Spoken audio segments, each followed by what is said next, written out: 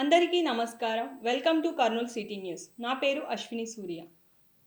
నగరంలోని SAP camp మైదానంలో శుక్రవారం నాడు జరగనున్న తన కుమార్తె వివాహ రిసెప్షన్ వేడుకల ఏర్పాట్లను రాష్ట్ర మంత్రి టీజీ భరత్ గారు పరిశీలించారు. రిసెప్షన్ ఏర్పాట్ల విషయంలో ఆయన సూచనలు, సలహాలు చేశారు. ఎస్ఏపీ క్యాంపులో శుక్రవారం నాడు జరగనున్న తన కుమార్తె వివాహ రిసెప్షన్ ఏర్పాట్లను రాష్ట్ర మంత్రి టీజీ భరత్ పరిశీలించారు. రాజ్యసభ మాజీ సభ్యులు టీజీ వెంకటేష్ మనవరాలు రాష్ట్ర మంత్రి టీజీ భరత్ కుమార్తె ఆర్యపాణ్య వివాహం వెంకట శ్రీ నలీన్తో హైదరాబాద్లో ఇటీవల ఘనంగా జరిగిన విషయం తెలిసిందే. ఈ నేపథ్యంలో శుక్రవారం నాడు నగరంలోని ఎస్ఏపీ క్యాంపు మైదానంలో శుక్రవారం నాడు వివాహ రిసెప్షన్ నిర్వహించాలని నిర్ణయించినట్లు, ఘనంగా చేస్తున్నట్లు వివాహ రిసెప్షన్ ఏర్పాట్లను రాష్ట్ర మంత్రి టీజీ భరత్ పరిశీలించారు. ఈ సందర్భంగా రిసెప్షన్ జరిగే వేదికతో పాటు విందు ఇచ్చేందుకు చేస్తున్న ఏర్పాట్లను ఆయన సమగ్రంగా పరిశీలించారు.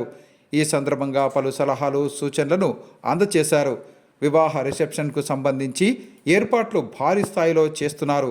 ఆధునిక హంగులతో రిసెప్షన్ ప్రాంగణాన్ని సర్వాంగ సుందరంగా తీర్చిదిద్దుతున్నారు.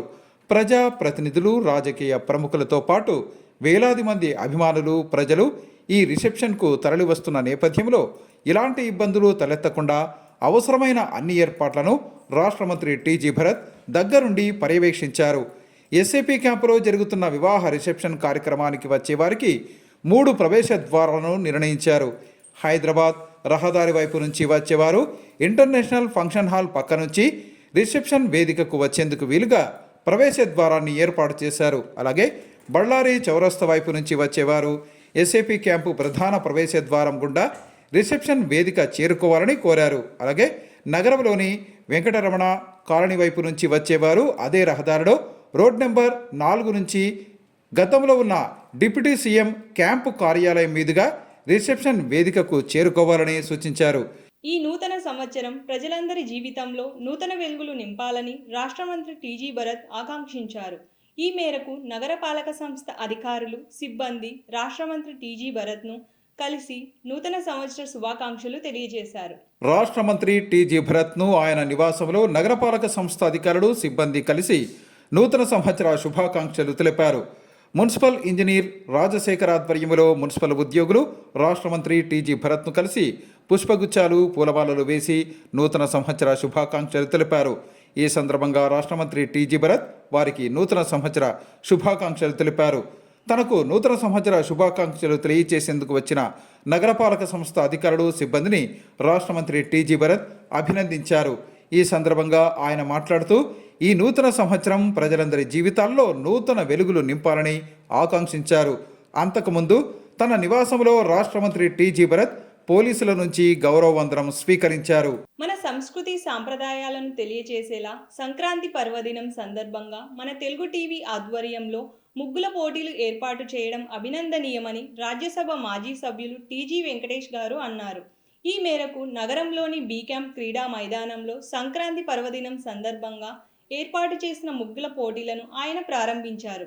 బీ క్యాంపు ప్రభుత్వ బాలుర ఉన్నత పాఠశాల మైదానంలో సంక్రాంతి పర్వదినాన్ని పురస్కరించుకొని మన తెలుగు టీవీ ఆధ్వర్యంలో ఏర్పాటు చేసిన ముగ్గుల పోటీలను రాజ్యసభ మాజీ సభ్యులు టీజీ వెంకటేష్ ముఖ్య అతిథిగా హాజరై జ్యోతి ప్రజ్వలన చేసి ప్రారంభించారు. ఈ కార్యక్రమంలో ప్రముఖ పారిశ్రామికవేత్త బివి రెడ్డి, మన Telugu TV managing director doctor Sheikh Mehboob Basha, APSP DSP Mehboob Basha తదితరులు పాల్గొన్నారు. ఈ సందర్భంగా రాజ్యసభ మాజీ సభ్యులు టీజీ వెంకటేష్ మహిళలు వేసిన ముగ్గులను పరిశీలించి అభినందించారు. అనంతరం జరిగిన సమావేశంలో ఆయన మాట్లాడుతూ సంక్రాంతి పర్వదిన విశిష్టతను తెలియజేసేందుకు వీలుగా మన తెలుగు టీవీ మెహబూబ్ బాషా ముగ్గుల పోటీలను ఏర్పాటు చేయటం అభినందనీయమన్నారు. సూర్య భగవానుడు మకర రాశిలో ప్రవేశించే సందర్భంలో సంక్రాంతి పర్వదినాన్ని జరుపుకుంటామని ఆయన వెల్లడించారు. ప్రతి నెల పండుగలు వస్తుంటాయని, ఒక్కొక్క పండుగకు ఒక్కొక్క విశిష్టత ఉంటుందని ఆయన తెలిపారు. మన దేశ సంస్కృతి సంప్రదాయాలను ముందుకు తీసుకువెళ్లాల్సిన అవసరం ఎంతైనా ఉందని తెలిపారు. దేశంలో ఒకరి పండుగలను మరొకరు గౌరవించుకుని ముందుకు సాగాల్సిన అవసరం ఉందన్నారు. ఇంకా కొన్ని ప్రాంతాలలో మత ఘర్షణలు జరుగుతున్నాయని, వాటిని దూరం చేయాల్సిన అవసరం ఉందని వివరించారు. సంక్రాంతి పర్వదినం సందర్భంగా ముగ్గులు వేయటంతో పాటు గాలిపటాలు ఎగరవేయటం, బంధువులను పిలిచి విందు భోజనాలు ఏర్పాటు చేయటం ఆనవాయితీగా వస్తోందని తెలిపారు. అనంతరం ప్రముఖ పారిశ్రామికవేత్త బివి రెడ్డి, మన తెలుగు టీవీ ఎండి షేక్ మెహబూబ్ బాషా తదితరులు మాట్లాడుతూ ప్రజలందరికీ సంక్రాంతి పర్వదిన శుభాకాంక్షలు తెలిపారు. అలాగే ముగ్గుల పోటీల్లో పాల్గొన్న మహిళలకు ధన్యవాదాలు తెలిపారు. ఈ సందర్భంగా షేక్ కరీముల్లా ఆధ్వర్యంలో ఏర్పాటు చేసిన సాంస్కృతిక కార్యక్రమాలు అందరినీ అలరించాయి. అనంతరం కార్యక్రమంలో పాల్గొన్న రాజ్యసభ మాజీ సభ్యులు టీజీ వెంకటేష్తో పాటు ముఖ్య అతిథులను ఘనంగా సత్కరించారు. మకర సంక్రాంతి పండుగ పురస్కరించుకొని ఏర్పాటు చేసిన కార్యక్రమం భాషా గారు, మరి ఈ కార్యక్రమంలో వచ్చిన పెద్దలు బివి రెడ్డి గారు, ఇంకా మిగతా భాషా గారు, ఇక్కడ వచ్చిన పండుగకు వచ్చిన అమ్మాయిలు, అలాగే ముగ్గుల పోటీలో పాల్గొన్న వారందరికీ సంక్రాంతి శుభాకాంక్షలు తెలియజేస్తూ 12 గ్రహాల ప్రయాణంలో మనకు తెలిసినది సూర్య భగవానుడు కూడా మకర రాశిలో ప్రవేశించినప్పుడు మకర సంక్రాంతి ఏర్పడుతుందని ఆ టయాన్ని పురస్కరించుకొని మనము ఈ పండుగను చేసుకుంటున్నాం.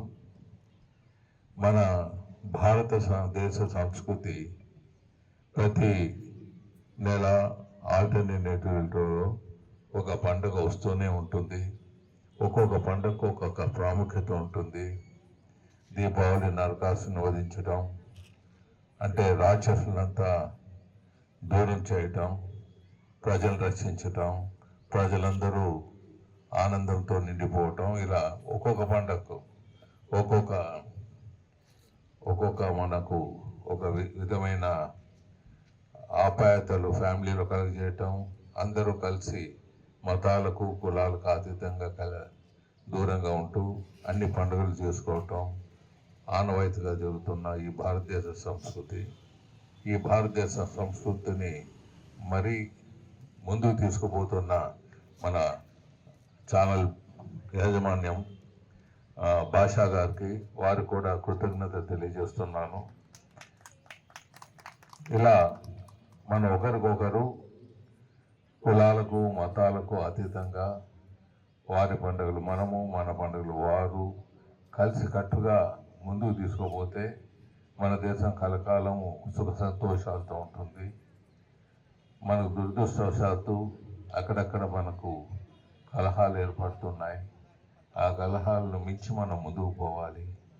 సో అలాగే మరి ఈ పండుగ రోజు మీరందరికీ తెలిసిన విషయమే, గాలిపటాలు ఎగరేసుకోవటం, మరి రకరకాల వంటకాలు చేసి అందరూ కూర్చొని భోజనాలు చేయటం, బంధువులు పిలుచుకోవటం, స్నేహితులు పిలుచుకోవటం.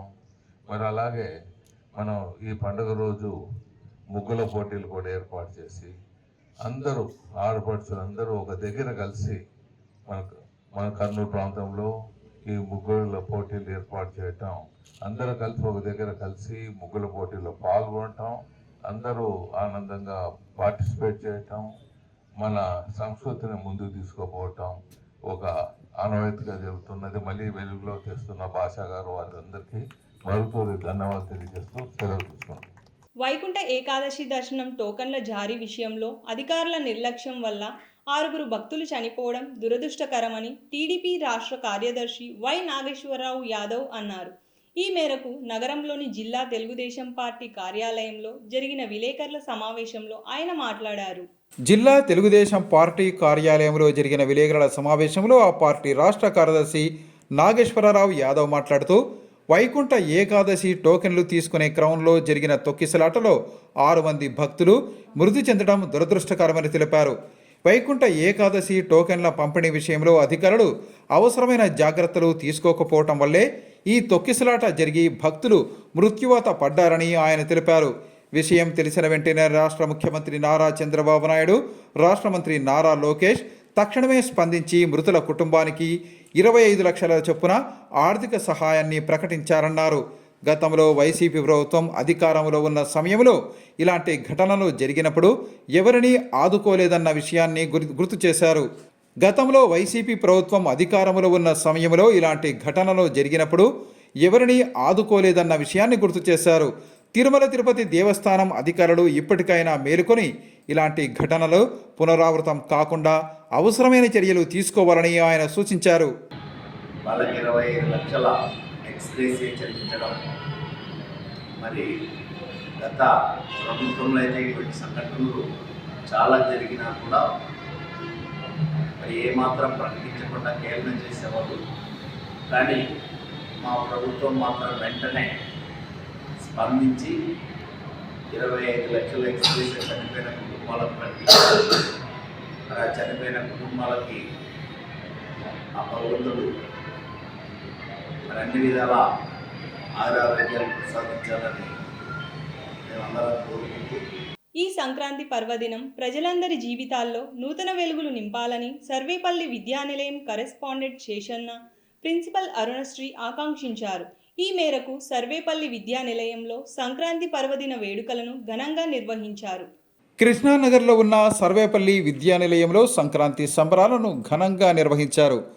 పుష్యమాసంలో ప్రత్యక్ష దైవం సూర్య భగవానుడు మకర రాశిలో ప్రవేశించే సందర్భంలో ఉత్తరాయణ పుణ్యకాలం ప్రారంభమయ్యే నవక్రాంతి సంక్రాంతి సందర్భంగా ఏర్పాటు చేసిన ఈ వేడుకలను పాఠశాల కరెస్పాండెంటు శేషన్న ముఖ్య అతిథిగా హాజరై భోగి మంటలు, శ్రీ మహాలక్ష్మి పూజా కార్యక్రమంతో ప్రారంభించారు.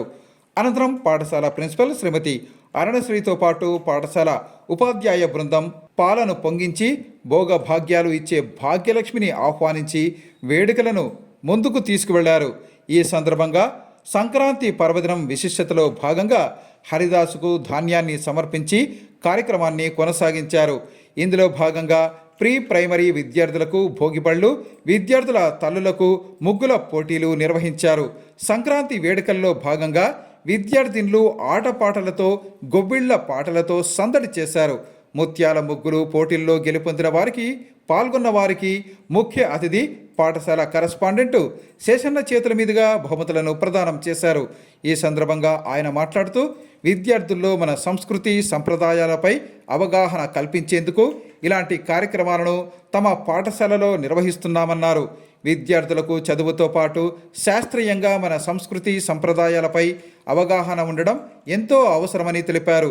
ఇవి మానవాళికి ఏ విధంగా ఉపయోగపడతాయో కూడా తెలియచేశామన్నారు. ఈ సంక్రాంతి అందరి జీవితాలలో నవక్రాంతులు తీసుకురావాలని ఆయన ఆకాంక్షించారు. ఈ వేడుకల్లో భాగంగా విద్యార్థుల రైతు వేషధారణ, హరిదాసు వేషధారణ ప్రత్యేకంగా ఆకట్టుకున్నాయి. విద్యార్థులు గాలిపటాలను ఎగరవేస్తూ సంక్రాంతి సంబరాలలో పాల్గొన్నారు. నగరంలోని గీతా ప్రచార ధామంలో వైకుంఠ ఏకాదశి సందర్భంగా సంపూర్ణ భగవద్గీత పారాయణ కార్యక్రమాన్ని ఏర్పాటు చేసినట్లు గీతా ప్రచార సంఘం అధ్యక్షుడు డివి రమణ తెలిపారు. ఈ కార్యక్రమంలో భక్తులు అధిక సంఖ్యలో పాల్గొని శ్రీకృష్ణ భగవానుని కృపకు పాత్రులు కావాలని కోరారు. గీతా ప్రచార ధామంలో జరిగిన కార్యక్రమంలో గీతా ప్రచార సంఘం అధ్యక్షుడు డివి రమణ మాట్లాడుతూ ఈ నెల 11వ తేదీ నగరంలోని సంకల్బాగ్లో వెలిసిన శనేశ్వర స్వామి ఆలయంలో శని త్రయోదశి వేడుకలను ఘనంగా నిర్వహిస్తున్నామని తెలిపారు. ఇందులో భాగంగా 5 అభిషేక కార్యక్రమాలను నిర్వహించనున్నట్లు తెలిపారు.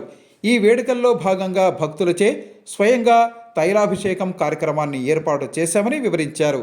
ఈ కార్యక్రమంలో భక్తులు అధిక సంఖ్యలో పాల్గొనాలని కోరారు. హరి ఓం. కర్నూలు పట్టణంలో గీతా ప్రచారం అనేటటువంటి ఆధ్యాత్మిక సంస్థను నెలకొల్పి తద్వారా మేము భగవద్గీతను కర్నూలు ప్రజలలో భక్తుల్లో కూడా భగవద్గీతను వారికి వినిపిస్తూ ఎంతమందో పీఠాధిపతులను సాహితీవేత్తల ద్వారా వారికి వినిపిస్తూ వారి జీవితాల్లో భగవద్గీతను అన్వయించుకోవడం చేస్తూ ఎన్నో కార్యక్రమాలు భగవత్ కార్యక్రమాలు చేస్తున్నాము. భక్తులందరూ దయచేసి రేపు 9:30కు గీతా ప్రచార ధామం శంకల్బాగ్లో వెంకటేశ్వర స్వామి గుడి పక్కన మేము నెలకొల్పున్నాము. ఆ దేవస్థానానికి వచ్చి అక్కడ ఉదయం 9:30కు భగవద్గీత పారాయణం సంపూర్ణ పారాయణము 9:30 నుంచి 12 వరకు అయిపోతుంది.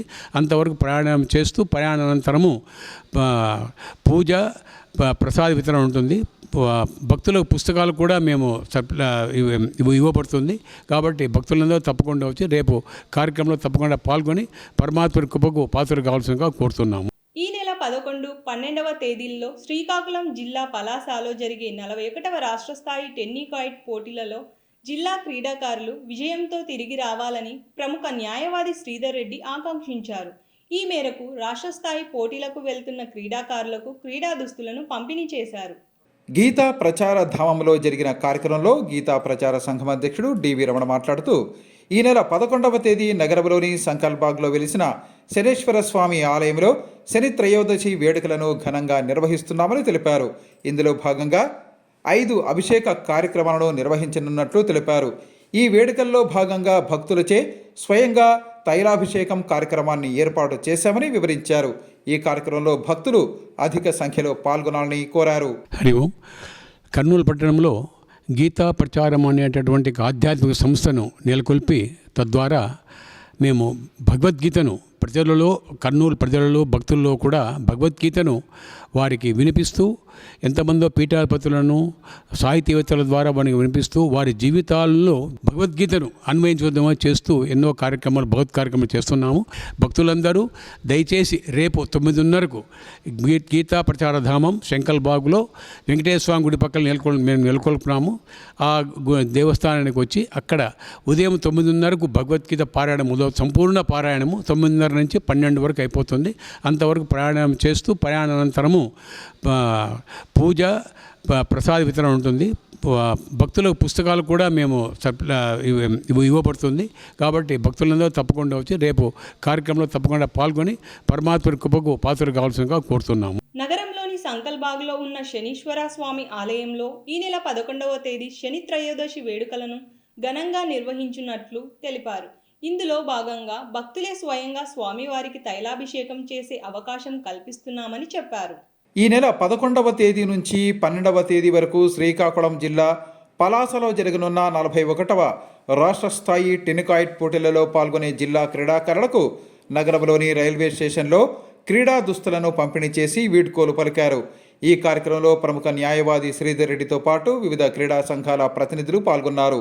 ఈ సందర్భంగా ప్రముఖ న్యాయవాది శ్రీధర్ రెడ్డి మాట్లాడుతూ శ్రీకాకుళం జిల్లా పలాసలో జరిగే రాష్ట్ర స్థాయి టెన్నికాయిట్ పోటీల్లో జిల్లా క్రీడాకారులు ప్రతిభ కనబర్చి విజయంతో తిరిగి రావాలని ఆకాంక్షించారు. జిల్లాలో టెన్నికాయిట్ క్రీడలు అభివృద్ధి చేసేందుకు తన వంతు సహకారం నిరంతరం అందచేస్తానన్నారు. విద్యార్థులు చదువుతో పాటు క్రీడల్లో రాణిస్తే మంచి భవిష్యత్తు ఉంటుందని తెలిపారు. క్రీడాకారులు గెలుపు ఓటములను సమానంగా స్వీకరించి క్రీడా స్ఫూర్తిని ప్రదర్శించాలని వెల్లడించారు. ఈ నెల 11వ తేదీ నుంచి శ్రీకాకుళం జిల్లా పలాసలో జరగబోయే రాష్ట్ర స్థాయి టెన్నికాయిట్ పోటీలకు ఈరోజు మన చిన్నారులు ఇక్కడ కర్నూలు నుంచి వెళ్ళడం జరుగుతుంది జిల్లా టీము. సో వీళ్ళు ఇక్కడ నుంచి జిల్లా టీం వెళ్ళిన ఇక్కడ రాష్ట్ర స్థాయి గేమ్స్లో బాగా రాణించిన తర్వాత వీళ్ళు నేషనల్స్ కూడా సెలెక్ట్ అయ్యి జాతీయ స్థాయిలో బాగా రాణించి మంచి ఉన్నత స్థాయికి వెళ్ళాలని కోరుకుంటున్నా. సో ఈ రకంగా ఈ పిల్లల్ని ఎంకరేజ్ చేసిన వీళ్ళ తల్లిదండ్రులకు మరియు వీళ్ళ కోచ్లు ఎవరైతే ఉన్నారో ఈ టెన్నికాయిట్ అసోసియేషన్ కానీ మా రవి కానీ సురేష్ కానీ అవినాష్ కానీ మా సుంకన్న మా మహేష్ వీళ్ళంతా ఈ శిక్షకులకు అందరికీ కూడా నా ధన్యవాదాలు. ఎందుకంటే వీళ్ళ ప్రమేయం లేకుండా వీళ్ళ ప్రోత్సాహం లేకుండా చిన్నారులు ఇంత దూరం రావడం చాలా కష్టము. సో ఈ విధంగా వీళ్ళని ఎంకరేజ్ చేసిన ఈ కోచ్లకు వాళ్ళ తల్లిదండ్రులకు వాళ్ళ అధ్యాపకులకు అందరికీ నా ధన్యవాదాలు. Thank you. పశ్చిమ గోదావరి జిల్లా తణుకులో జరిగిన 52వ రాష్ట్ర స్థాయి అథ్లెటిక్ ఛాంపియన్షిప్ పోటీల్లో జిల్లా క్రీడాకారులు ప్రతిభ కనబరచడం అభినందనీయమని ప్రముఖ న్యాయవాది శ్రీధర్ రెడ్డి అన్నారు. ఈ మేరకు నగరంలో జరిగిన కార్యక్రమంలో ప్రతిభ కనబరిచిన క్రీడాకారులను అభినందించారు. పశ్చిమ గోదావరి జిల్లా తణుకు మండలంలో జరిగిన 59వ రాష్ట్ర స్థాయి అథ్లెటిక్ ఛాంపియన్షిప్ పోటీలలో మహిళా విభాగంలో 10 కిలోమీటర్ల పరుగు పందెంలో కాంస్య పథకం సాధించిన వెంకటేశ్వరి, 16 సంవత్సరాల విభాగంలో 2 కిలోమీటర్ల పరుగు పందెంలో కాంస్య పథకం సాధించిన మనీష్లను అభినందించారు. ఈ సందర్భంగా జరిగిన కార్యక్రమంలో ప్రముఖ న్యాయవాది శ్రీధర్ రెడ్డి, రగ్బీ అసోసియేషన్ అధ్యక్షుడు సురేంద్ర, ఫెన్సింగ్ కోచ్ మహేష్ రావు, అథ్లెటిక్స్ సీనియర్ ప్లేయర్ ఇస్మాయిల్ తదితరులు పాల్గొన్నారు. అనంతరం జరిగిన సమావేశంలో వారు మాట్లాడుతూ విద్యార్థులు చదువుతో పాటు క్రీడల్లో రాణిస్తే మంచి భవిష్యత్తు ఉంటుందని తెలిపారు. పశ్చిమ గోదావరి జిల్లా తణుకులో జరిగిన పోటీల్లో కర్నూలుకు చెందిన విద్యార్థులు ప్రతిభ కనబరిచి పథకాలు తీసుకురావటం అభినందనీయమని తెలిపారు. భవిష్యత్తులో వీరు మరిన్ని విజయాలు సాధించాలని వారు ఆకాంక్షించారు. ప్రజలు నేత్రదానంపై ఉన్న అపోహలను తొలగించుకొని మరణించిన అనంతరం నేత్రదానం చేసి ఇతరులకు చూపు కల్పించేందుకు ముందుకు రావాలని మానవతా స్వచ్ఛంద సేవా సంస్థ ప్రతినిధులు యుగంధర్ శెట్టి, శోభన్ బాబు కోరారు. ఈ మేరకు నగరంలోని వెంకటాద్రి నగర్లో మరణించిన రామాయణం భ్రమరాంబ దేహం నుంచి నేత్రదాన అంగీకారంతో నేత్రాలను సేకరించారు. పశ్చిమ గోదావరి జిల్లా తణుకు మండలంలో జరిగిన 59వ రాష్ట్ర స్థాయి అథ్లెటిక్ ఛాంపియన్షిప్ పోటీలలో మహిళా విభాగంలో 10 కిలోమీటర్ల పరుగు పందెంలో కాంస్య పథకం సాధించిన వెంకటేశ్వరి, 16 సంవత్సరాల విభాగంలో 2 కిలోమీటర్ల పరుగు పందెంలో కాంస్య పథకం సాధించిన మనీష్లను అభినందించారు. ఈ సందర్భంగా జరిగిన కార్యక్రమంలో ప్రముఖ న్యాయవాది శ్రీధర్ రెడ్డి, రగ్బీ అసోసియేషన్ అధ్యక్షుడు సురేంద్ర, ఫెన్సింగ్ కోచ్ మహేష్ రావు, అథ్లెటిక్స్ సీనియర్ ప్లేయర్ ఇస్మాయిల్ తదితరులు పాల్గొన్నారు. అనంతరం జరిగిన సమావేశంలో వారు మాట్లాడుతూ విద్యార్థులు చదువుతో పాటు క్రీడల్లో రాణిస్తే మంచి భవిష్యత్తు ఉంటుందని తెలిపారు. పశ్చిమ గోదావరి జిల్లా తణుకులో జరిగిన పోటీల్లో కర్నూలుకు చెందిన విద్యార్థులు ప్రతిభ కనబరిచి పథకాలు తీసుకురావటం అభినందనీయమని తెలిపారు. భవిష్యత్తులో వీరు మరిన్ని విజయాలు సాధించాలని వారు ఆకాంక్షించారు. ఇంతటితో సిటీ న్యూస్ సమాప్తం. తిరిగి రేపు ప్రసారమయ్యే సిటీ న్యూస్లో మళ్ళీ కలుద్దాం.